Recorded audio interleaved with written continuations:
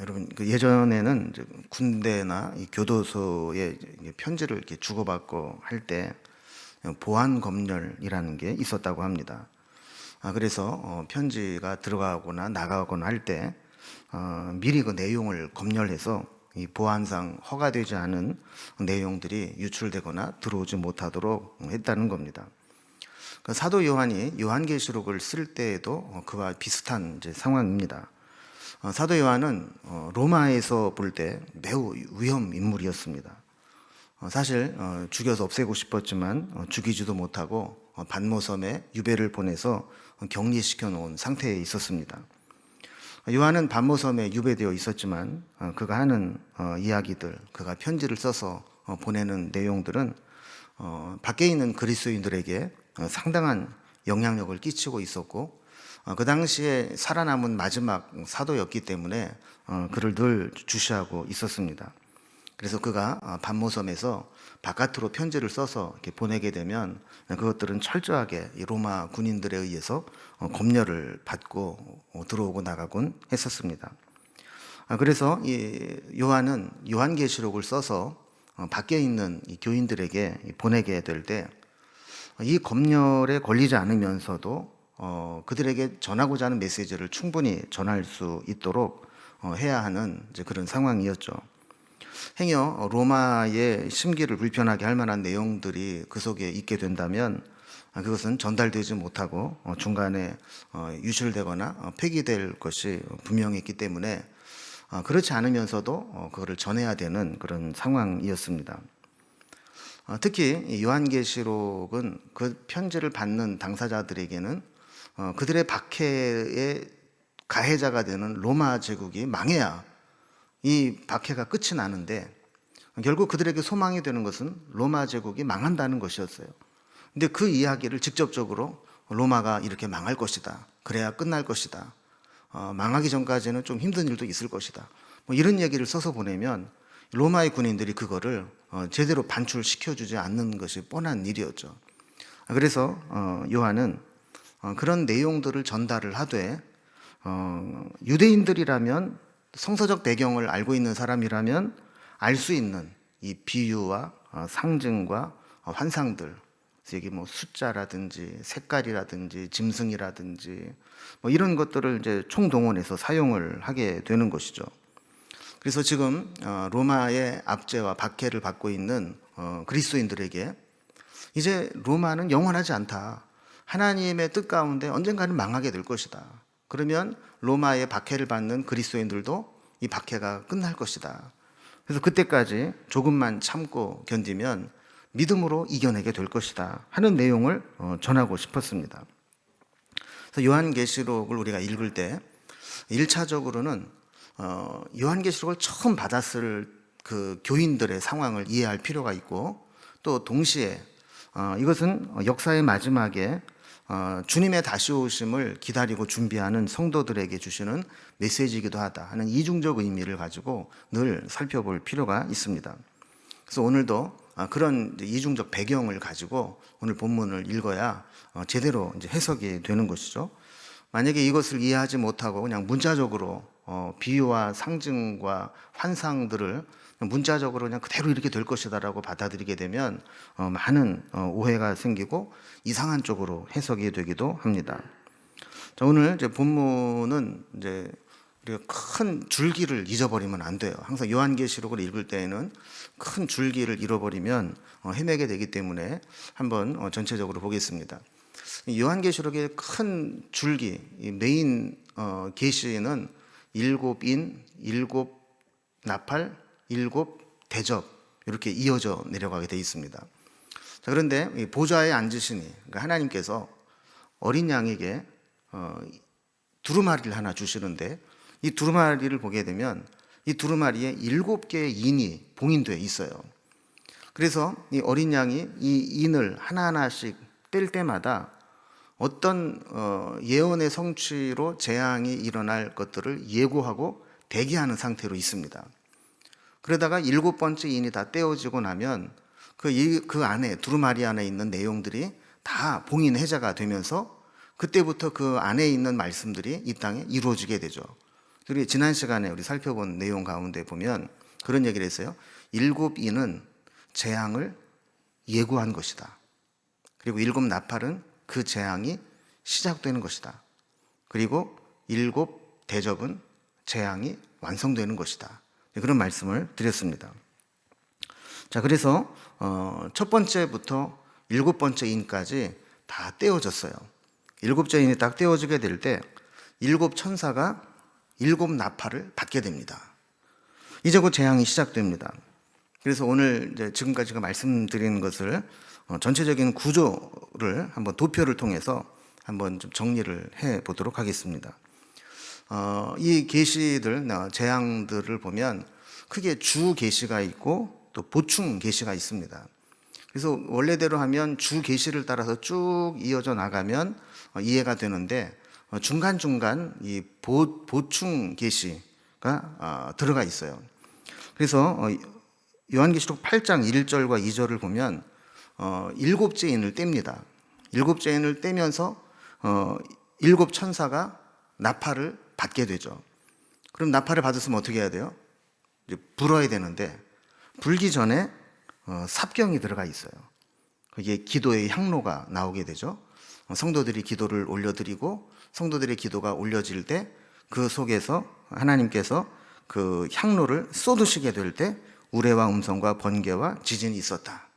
자, 그러면서 지금부터 이루어지는 7 나팔은 성도들의 기도의 응답이다. 이거를 이제 이야기한다 그랬어요. 자, 그리고 나서 이제 8장 6절에서부터 12절까지는 첫째부터 넷째까지 나팔이 차례대로 불리게 되죠. 자, 그러면서 이 불리게 될 때 땅이 3분의 1 피해를 입게 될 것이고 바다가 강이 하늘의 천체가 3분의 1씩 피해를 입게 될 것이다 라는 예고가 울리게 됩니다.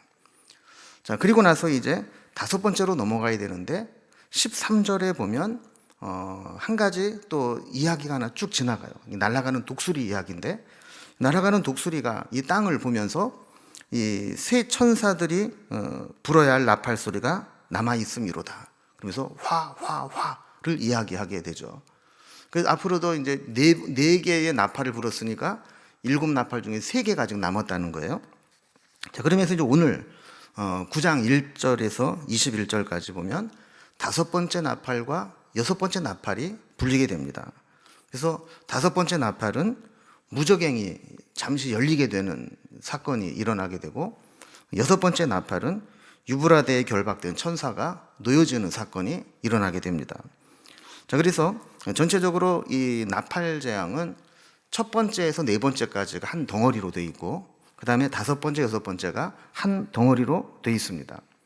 자, 그리고 나서 이제 우리가 다음 시간에 살펴보게 될 내용들을 미리 잠깐만 보면 5번째, 6번째 나팔이 불렸으면 그 다음에는 몇 번째 나팔이 불려야 돼요? 7번째 나팔이 불려야 되는데 10장을 봐도 7번째 나팔이 불리질 않습니다. 그래서 10장 1절부터 11장 14절까지가 삽경이라 그랬어요. 보충 계시가 길게 좀 들어가 있습니다. 여기에는 작은 두루마리가 나오고 또 두 증인에 대한 이야기가 나오는데 이것은 점점 심해지는 박해 속에서 교회는 어떻게 믿음을 지킬 것이고 어떤 사명이 있는가 이거를 잠깐 보여주는 장면이 여기에 나오는 삽경입니다. 그리고 나서 이제 11장 15절부터 19절까지 보면 7째 나팔이 불리게 됩니다. 그래서 7째 천사가 나팔을 불 때에 이게 이제 11장 15절에 나와요. 그러니까 9장 21절까지 6번째 나팔이 불리고 7번째 나팔이 불리는 것은 11장 15절에서 나팔이 불리게 되는 것이죠. 자, 그러면서 7째 나팔은 7 대접 재앙을 여는 역할을 하게 됩니다. 자, 그런데 또 7 대접이 바로 또 열리는 게 아니고 또 그 다음에 또 삽경이 또 들어가 있어요. 그래서 우리가 다음 시간에 또 정리를 해보겠지만 주 계시의 이 줄기를 우리가 늘 잊지 말고 살펴봐야 되고 그 중간중간 들어가 있는 이 보조 계시들이 왜 그곳에 들어가 있는가 이 부분들까지 생각을 하면서 요한계시록을 읽을 때 우리가 요한계시록을 헤매지 않고 이해할 수 있게 됩니다. 아까 이제 우리 전체적인 구조 속에 살펴봤듯이 오늘 본문은 5째 나팔과 6째 나팔에 관한 내용입니다. 우리 나팔장은 크게 두 개의 큰 덩어리로 되어 있다고 그랬죠.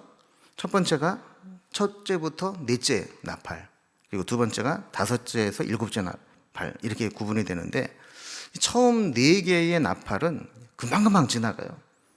사람에게 직접적인 피해를 입히지는 않고 땅, 바다, 강, 하늘 전체 이렇게 3분의 1씩만 피해를 입히는 재앙들이에요. 그런데 다섯 번째, 여섯 번째 재앙은 아주 복잡하고 사람들에게도 직접적인 피해를 입히기 시작하는 재앙입니다. 여기부터 특히 비유, 상징들이 많이 등장을 하게 되는데, 이 주의해서 읽지 않으면 이해가 안 되기도 하고, 또 이단들은 이런 부분들을 아주 엉뚱하게 해석을 하기도 하는 부분이기도 합니다. 오늘 본문으로 넘어오기 위해서는 아까 설명을 드린 것처럼 8장 13절 끝나면서 이런 말씀이 있어요. 내가 또 보고 들으니 공중에 날아가는 독수리가 큰 소리로 이르되 땅에 사는 자들에게 화가 있으리니 이는 새 천사들이 불어야 할 나팔 소리가 남아있음이로다 하더라 그랬어요. 자, 그러니까 첫째부터 넷째까지 나팔이 불려지고 난 다음에 독수리가 날아가면서 땅에 사는 자들에게 화가 있으리니 아직 새 천사가 불어야 할 나팔 소리가 남아있으리로다, 이렇게 하고 마쳤다는 거예요.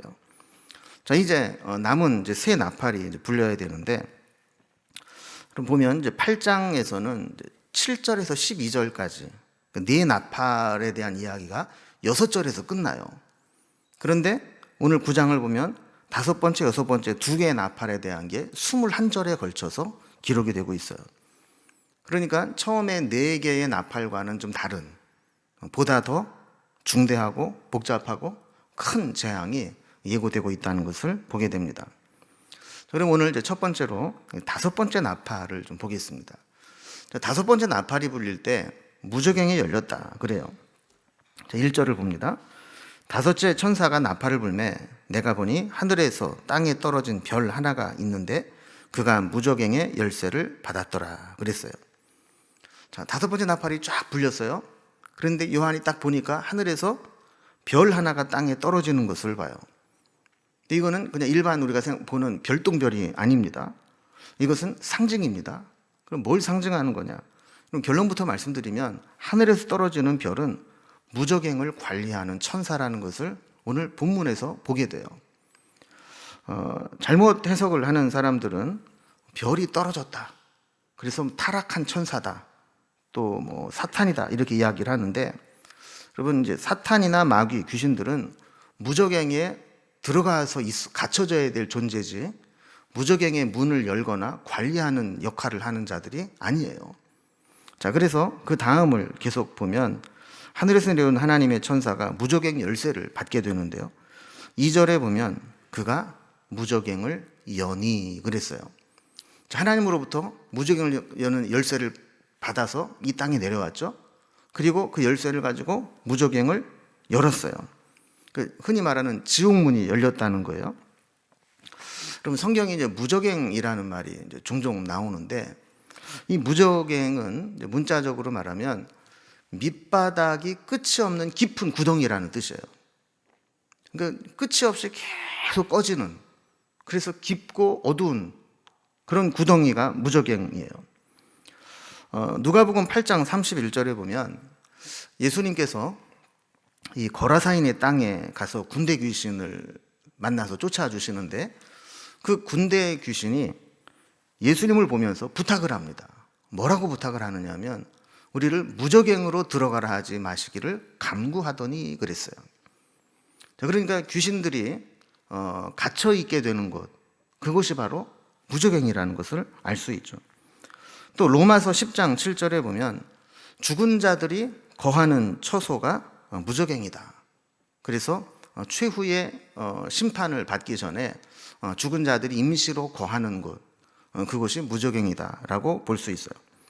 또 요한계시록 20장 2절과 3절을 보면 사탄이 1000년 동안 가두어져 있다가 잠시 노임을 받게 되는데, 사탄이 결박되어 있는 곳이 무저갱이다, 이렇게 설명을 합니다.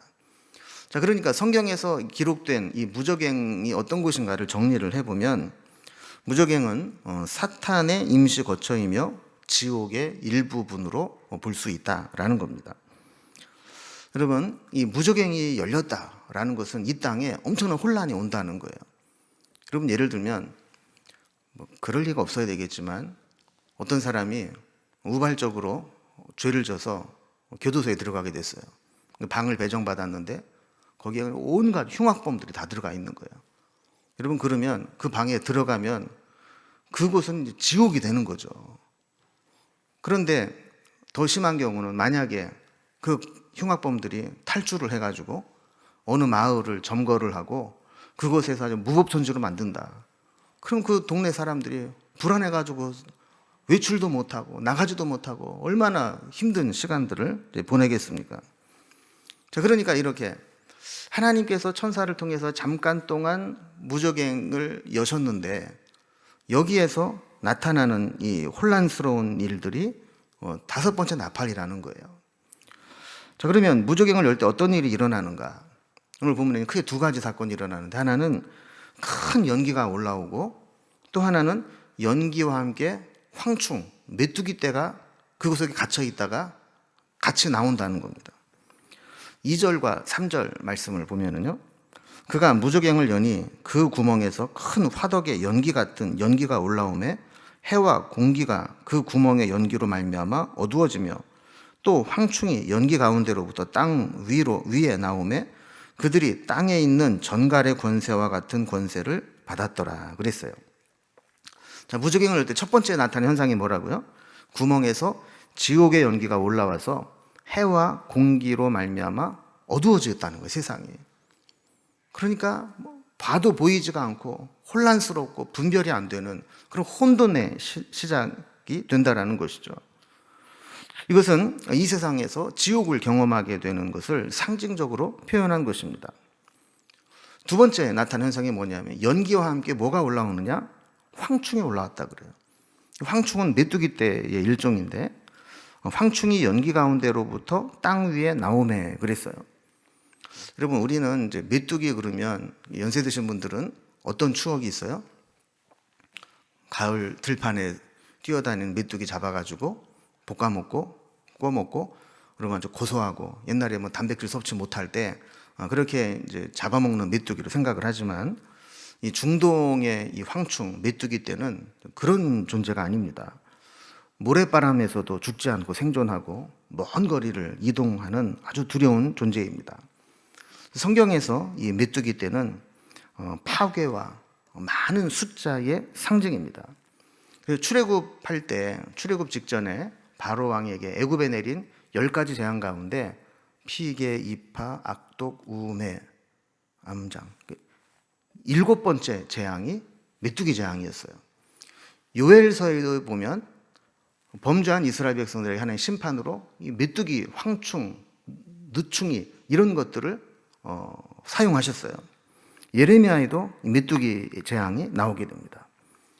이 황충이 독을 가진 전갈의 권세를 받았다라는 것은 엄청난 고통을 줄 수 있는 존재라는 것을 의미하는 것이죠. 자, 이제 이 무저갱에서 나온 이 황충들에게 하늘에서 한 가지 지시사항이 전달이 됩니다. 4절에 보면 그들에게 이르시되 땅에 풀이나 푸른 것이나 각종 수목은 해하지 말고 오직 이마에 하나님의 인침을 받지 아니한 사람들만 해하라 하시더라 그랬어요. 여러분, 원래 메뚜기, 황충들은 사람을 잡아먹어요? 아니면 풀이나 수목을 잡아먹어요? 풀이나 나무나 이런 것들을 갉아먹는 게 곡식 그런 게 황충이잖아요. 근데 지시사항이 뭐냐 하면 니들 원래 먹던 거 그런 거는 하나도 건드리지 말고 이마에 인침을 받지 않은 사람들만 고통을 주고 해치라는 거예요. 황충은 이 무저갱에서 나와서 인침받지 않은 자, 불신자들을 괴롭게 하라는 겁니다. 그들만 괴롭게 하라는 얘기는 인침받은 자는 해치지 말라고 보호해 주시는 것을 의미하는 것이죠. 자, 그러면 인침받은 자들이 누구인가? 그럼 이것은 지난번 7장에서 삽경에 나왔던 내용인데요. 7장 4절의 말씀을 보면 내가 인침받은 자의 수를 들으니 이스라엘 자손의 각 지파 중에서 인침을 받은 자들이 14만 4천이니 그랬어요. 그럼 제가 이 본문을 제가 설교를 할 때 이 14만 4천은 숫자적으로 14만 4천 명이라고 얘기하는 게 아니라 그랬죠. 그죠? 1등부터 14만 4천 등까지는 인침을 받고 14만 4천 1등부터는 인침 못 받고 이런 게 아니라 그랬어요. 상징적인 숫자라 그랬어요. 그래서 이것을 7장 9절에 보면 각 나라와 족속과 백성과 방언에서 아무도 능히 셀 수 없는 큰 무리, 이것과 동의어라 그랬어요. 그러니까 상징적으로 14만 4천 명이라고 하긴 했지만 이 상징적인 14만 4천이라는 숫자는 1등부터 14만 4천 등까지가 아니고 각 나라와 족속과 백성과 여러 방언을 쓰는 사람들 가운데 아무도 능히 셀 수 없는 큰 무리. 그러니까 어린 양의 피를 믿고 구원받은 모든 백성들을 의미한다 그랬어요. 여러분, 여기에서 우리가 주의 깊게 봐야 될 게 뭐냐면 이 황충들이 해치라고 허락받은 사람들이 누구라고 그랬어요? 이마에 하나님의 인침을 받지 아니한 자. 여러분, 그렇다면 우리는 이마에 하나님의 인침을 받은 자들입니까? 못 받은 자들입니까? 우리는 14만 4천 안에 들어가는 자들이에요? 안 들어가는 자들이에요? 잘 모르시겠어요? 여러분, 우리가 어린 양 예수 그리스도의 보혈을 의지해서 믿음으로 구원받았다는 확신이 있는 사람들은 다 14만 4천 명인 거예요. 자, 그러니까 이 5번째 나팔로 인해서 무저갱이 열리고 황충이 나와서 해칠 때 우리는 거기에 해침을 당하는, 해함을 받는 대상자가 됩니까? 안 됩니까? 안 되죠. 그죠? 우리는 이미 보이지 않는 하나님께서 인치심을 받은 자들이기 때문에 우리들에게까지 해치도록 허락받지를 못했어요. 우리는 해치지 말라, 이런 말씀을 받았다는 겁니다. 자, 그렇다면 끝까지 어린 양 예수 그리스도를 믿을 기회를 거절하고 인침을 받지 않은 자들에게 이 황충에 의해서 받을 고통은 어떤 것들인가? 그럼 5절과 6절에 보면 이런 자들에게 당할 고통을 설명을 합니다. 5절, 6절을 보면요. 그러나 그들을 죽이지는 못하게 하시고 5달 동안 괴롭게만 하게 하시는데 그 괴롭게 함은 전갈이 사람을 쏠 때의 괴롭게 함과 같더라. 그날에는 사람들이 죽기를 구하여도 죽지 못하고 죽고 싶으나 죽음이 그들을 피하리로다 그랬습니다. 여러분, 너무 괴로우면 차라리 죽는 게 낫겠다 싶은 생각을 하게 되는데 그러나 죽고 싶다고 해서 죽을 수도 없다는 거예요. 이게 지옥이죠. 그러나 지옥의 고통을 가져온 황충의 생존 기간은 5달이다 이렇게 설명을 해요. 5달은 우리가 뭐 1월부터 5월까지 그런 개념이 아니고 10달의 반입니다. 그러니까 오랜 기간을 의미하는 것에 반을 의미하는 거죠. 근데 사실 이것도 짧은 기간은 아닙니다. 왜냐하면 여러분, 지옥에서의 고통은 하루 1시간도 견디기 힘든데 5달 동안 견딘다는 것은 쉬운 일이 아닙니다. 근데 이 불신자들, 믿음을 거부한 자들은 5달 동안 지옥의 고통을 견뎌야 됩니다. 하나님께서 왜 이 무저갱을 여시고 황충을 내보내서 믿지 않는 자들에게 이런 재난을 주시고 고통을 주실까? 여러분, 그것은 그 고통의 기간 동안 회개하고 돌아오기를 원하시는 겁니다. 하나님의 기다림의 시간이라는 것이죠. 7절부터 10절까지 보면 이 황충에 대한 묘사가 나옵니다. 이 황충에 대한 이 묘사를 그냥 쭉 읽고 지나가면 별 희한하게 생긴 게 다 있네. 그런데 이거를 좀 자세히 의미를 좀 생각을 하면서 보면은 이게 보면 볼수록 공포스러운 존재예요. 7절에 보면은요, 황충의 모양은 전쟁을 위하여 준비한 말들 같고 그 머리에 금 같은 관 비슷한 것을 썼으며 그 얼굴은 사람의 얼굴 같고 그랬어요. 여기 이제 3가지 특징을 얘기하는데, 첫째는 전쟁을 위하여 준비한 말과 같다. 여러분, 이것은 힘과 속도에 있어서 공격력이 뛰어나다는 겁니다. 여러분, 만약에 사람들을 그렇게 수많은 사람들을 몰아놓고 막 이동을 시키면 뭐 난리가 날 거예요. 뭐 엎어지고 뭐 밟고 지나가고 막. 근데 이 메뚜기들은 전쟁을 준비된 말과 같이 아주 일사불란하게 움직이면서도 이 군마들의 힘과 이 스피드를 가지고 있다라는 겁니다. 공격력이 뛰어나다는 것이죠. 또 그 다음에 재밌는 표현을 하는데, 금 같은 관 비슷한 것을 썼으며 그랬어요. 여기 보면 무엇 같은, 또 관 비슷한 이런 표현을 써요. 여러분, 그냥 금관이라고 하면 되는데 금관은 아니라는 겁니다. 근데 금 같은 관 비슷한 것을 썼다. 뭐 같은 비슷한. 금관은 왕이 쓰는 건데 그걸 쓸 자격은 안 되는 존재들이에요.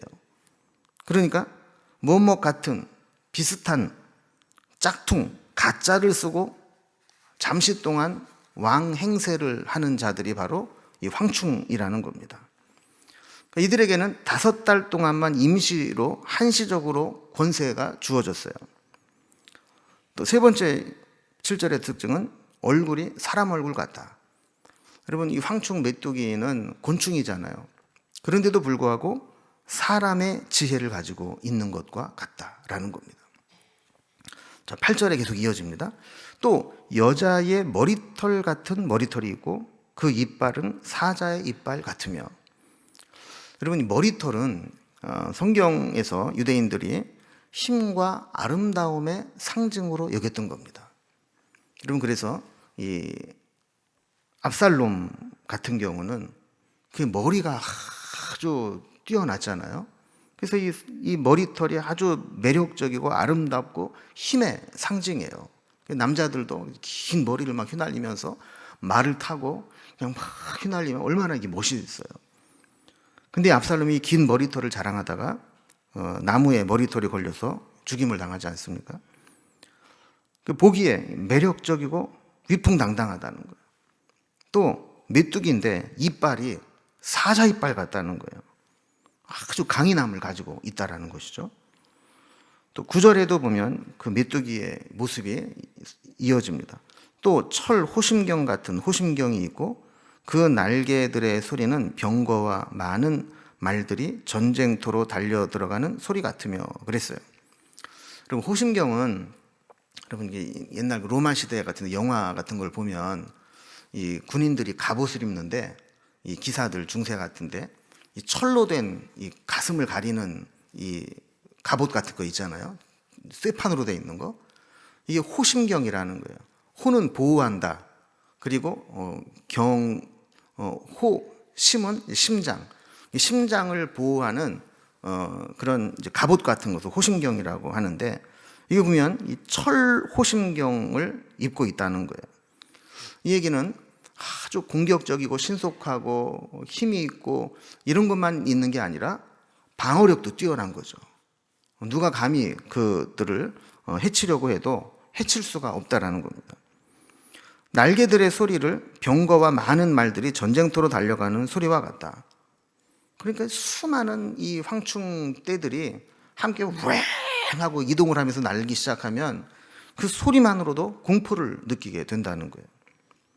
또 10절에 보면 또 전갈과 같은 꼬리와 쏘는 살이 있어 그 꼬리에는 5달 동안 사람을 해야 하는 권세가 있더라.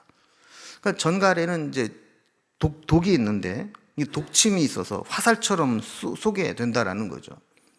그 거리가 떨어져 있는데도 불구하고 마치 화살을 쏘듯이 그렇게 이 전갈이 독으로 우리를 고통스럽게 할 수 있다라는 겁니다.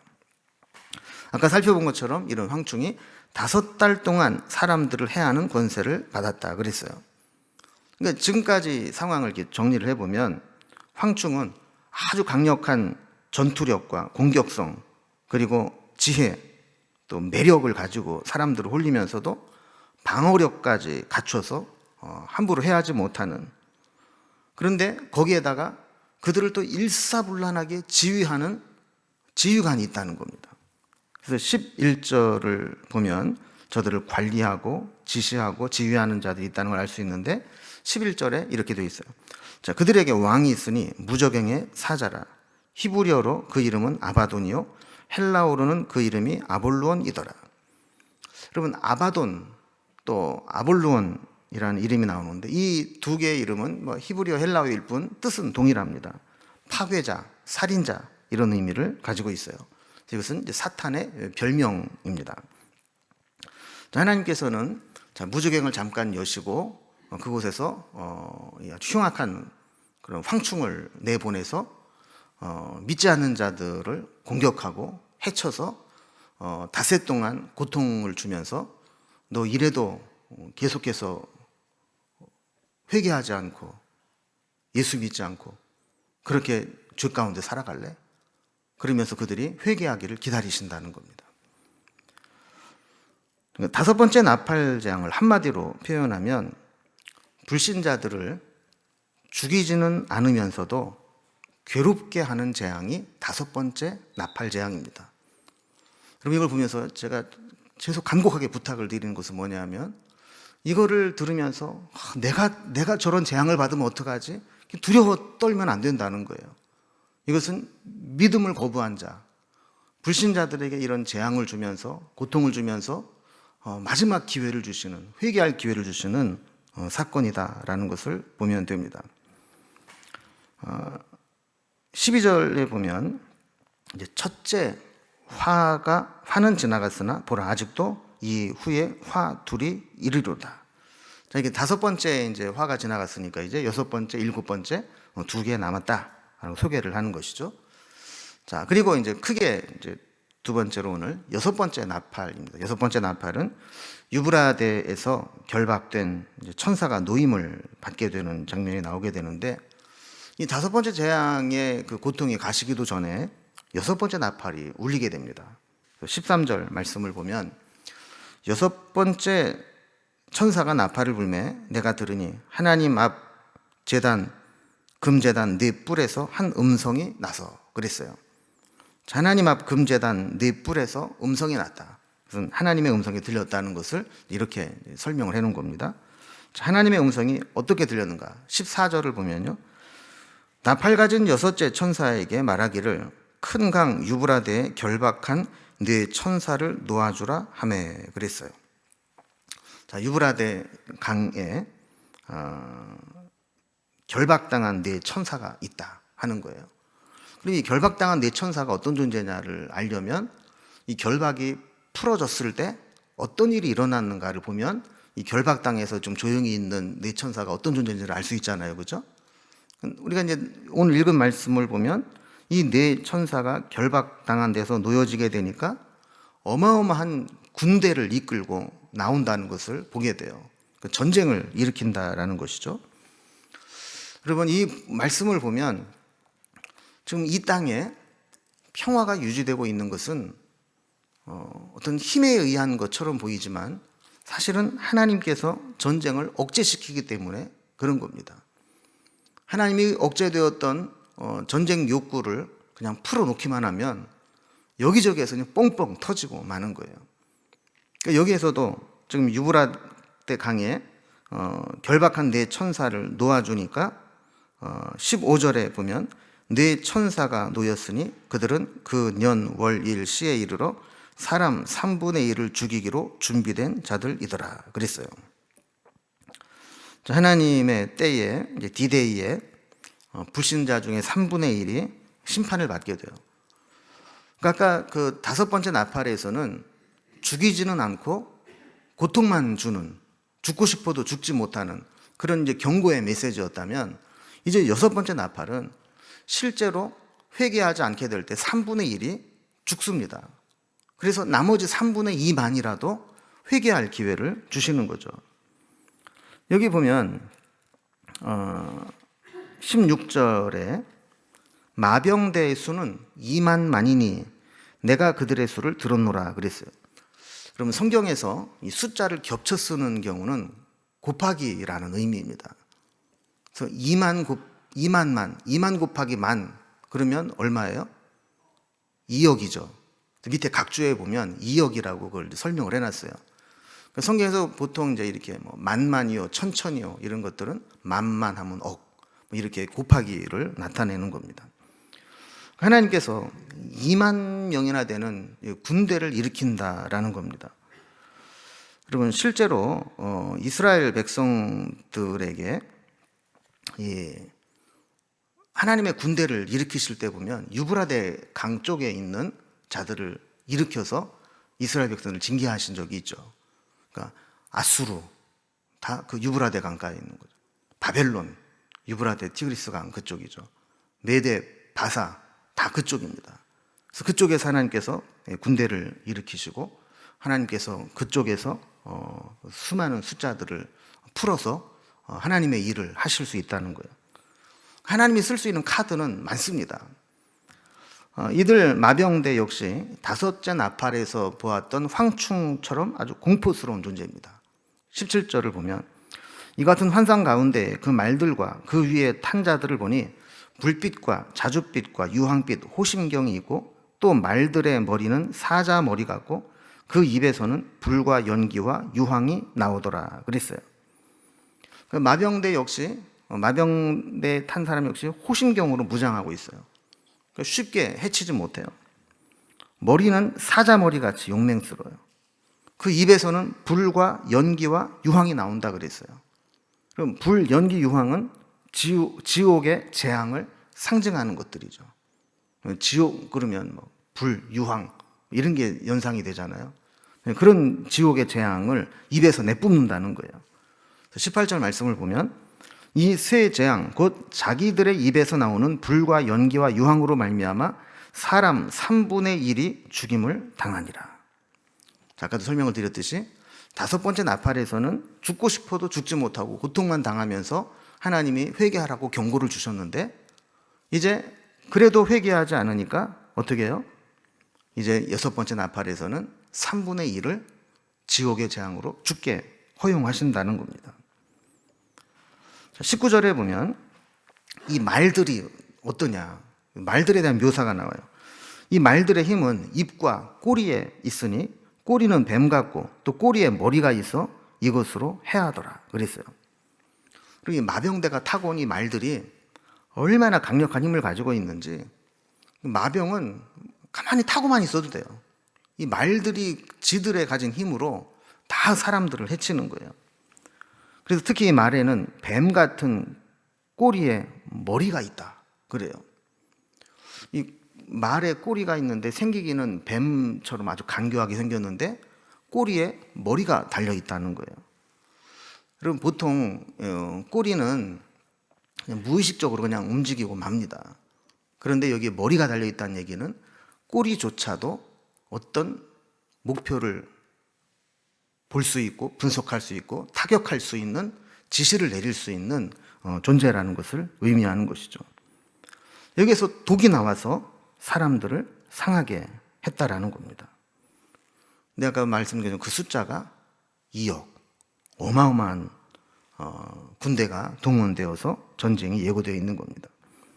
여러분, 이 전쟁이 실제로 일어나게 될 그 아마겟돈 전쟁의 예시다 이렇게 보기도 하는데 나중에 또 나오니까 살펴볼 텐데요. 이게 진짜 어떤 세계 우리 흔히 말하는 뭐 3차 대전을 말하는 건지 아니면 영적 전쟁을 의미하는 건지 이것은 여기에서는 분명하게 나와 있지 않지만 어쨌든 중요한 것은 마지막 때에 이런 전쟁, 영적 전쟁으로 인해서 또 실제 전쟁으로 인해서 수많은 사람들이 생지옥을 경험하게 될 것이다라는 것을 보여주고 있습니다. 자, 그런데 이제 20절과 21절을 보면 이 재앙에 죽지 않고 남은 사람들은 손으로 행한 일을 회개하지 아니하고 오히려 여러 귀신과 또는 보거나 듣거나 다니거나 하지 못하는 금, 은, 동과 목석의 우상에게 절하고 또 그 살인과 복술과 음행과 도둑질을 회개하지 아니하더라 그랬어요. 그러면 아까 하나님께서 한꺼번에 전체를 다 심판하지 않고 3분의 1만 심판하신 이유는 뭐라고 그랬어요? 나머지 3분의 2, 남은 3분의 2는 그 고통을 보면서 그 재앙을 보면서 하나님의 심판을 보면서 회개하라고 하나님이 회개하도록 기회를 주시고 나머지 사람들이 구원에 이르기를 기다리시는 것이다 그랬어요. 그런데 20절, 21절을 보면 그 백성들이 그 지옥의 맛을 보고 세상이 그냥 막 혼란스러워지고 막 지지고 볶고 싸우고 하면서 저렇게 하나님의 진노를 당하는 것을 보면서 어떻게 했다고 그랬습니까? 회개했어요? 안 했어요? 회개하지 아니하고 오히려, 여러분 이 얘기는 뭡니까? 여러분 사람이 어떤 두려운 일을 당했어요. 큰 충격을 받았어요. 그러면 그걸 보면서 자기를 돌아볼 수 있어야 되잖아요. 이러다 하나님 앞에 서게 되면 어떻게 될까? 내가 정말 바르게 살았나? 회개해야 되는데 이 사람들은 오히려 더 노골적으로, 더 공격적으로, 더 적극적으로 귀신을 섬기고 죄를 범하고 말세, 살인, 우상숭배, 음행, 도둑질, 이런 영적인 도덕적인 타락과 방종에서 돌이키거나 회개하지 않았다는 겁니다. 자, 그렇다면 아까 제가 처음에 요한계시록의 1차적인 독자들, 사도 요한은 지금 반모섬에서 밖에 있는, 소아시아에 있는 박해받는 그리스도인들에게 이 편지를 써서 보낸다고 그랬잖아요. 그럼 그들에게 이 재앙으로 심판을 받게 되는 존재들은 누구냐라는 것을 알려주고 싶은 거죠. 그러면 특히 이 유브라데 강에서 나온 큰 군대, 이 군대는 누구를 상징하느냐 하면 역사적으로는 팔디아라고 하는 나라의 군대입니다. 이 팔디아군은 로마에서 보면 동쪽이죠. 유브라데 강가에 있는 작은 나라였는데 로마가 유일하게 전쟁에서 패했던 곳이 바로 팔디아입니다. 그들이 마병을 가지고 기습 작전을 쓰는데 로마의 군대가 그들을 당해내지를 못하는 거예요. 막 게릴라 전술을 쓰고 막 이러니까. 그래서 사실 로마의 군대들에게는 이 팔디아군은 자신들에게 아주 패배를 안겨준 트라우마가 생기게 만드는 존재들이에요. 그것을 요한은 염두에 두고 이 편지를 보냈다라고 보는 것이죠. 여러분, 그렇다면 이 상황을 알고 있는 교인들은 요한계시록을 보면서 어떤 해석을 하게 되느냐? 그렇다면 로마가 우리를 그렇게 힘들게 했지만 팔디아군에게는 저렇게 처절하게 패배를 하게 되면 하나님께서 언젠가는 그런 군대를 일으켜서 로마를 멸망시키겠구나. 그럼 우리를 박해하고 순교하게 만드는 그 일도 끝나겠구나. 이거를 알게 되었다라는 거예요. 지금은 결박된 것처럼 하나님에 의해서 활동이 억제되고 제한되지만 때가 되어서 하나님께서 그 유브라데 강가에 천사를 풀어서 억제되었던 힘을 사용하시면 그 힘이 하나님의 백성들을 괴롭게 박해했던 자들을 다 멸하실 것이다 라는 것이 사실은 오늘 6번째 나팔의 핵심이 되는 겁니다. 그럼 오늘 이제 말씀을 이중적으로 해석을 해서 1차적으로 그 박해당하고 있는 교인들에게는 그런 메시지를 주었다고 본다면 이중적으로 오늘 우리 성도들에게 마지막 때 영적 전쟁을 대비하는 우리들에게는 어떤 메시지를 줄 것인가? 5번째, 6번째 재앙을 통해서 여기 보여주는 게 뭡니까? 마지막 때 하나님께서 기회를 주시고 우리에게 믿음으로 회개하기를 원하시는데 끝까지 그 하나님의 음성을 거부하고 믿음을 거절하는 자들에게는 무저갱이 열리는 것과 같은 그런 지옥 같은 세상을 맛보게 될 것이고, 여기서 끝나는 것이 아니라 정말 이 마병들이 일어나서 우리를 심판하듯이 그렇게 믿음을 거부한 자들은 이런 혼란과 이런 심판을 받게 될 것이라는 거죠. 그래서 그 마지막 때는 믿음을 지키고 견딘 자들에게는 구원의 날이 되지만 끝까지 거부한 자들에게는 심판과 비극의 날이 된다는 거예요. 그렇다면 오늘 우리에게 이 말씀을 주신 목적은 무엇일까요? 그럼 우리 한번 다시 우리 주변에 주님의 인침이 필요한 자가 있는지 돌아봐야 됩니다. 이런 재앙들이 임하게 될 때 주께 인침받은 자들은 다 그 고통이 하나님께서 다 비껴나가게 해주시잖아요.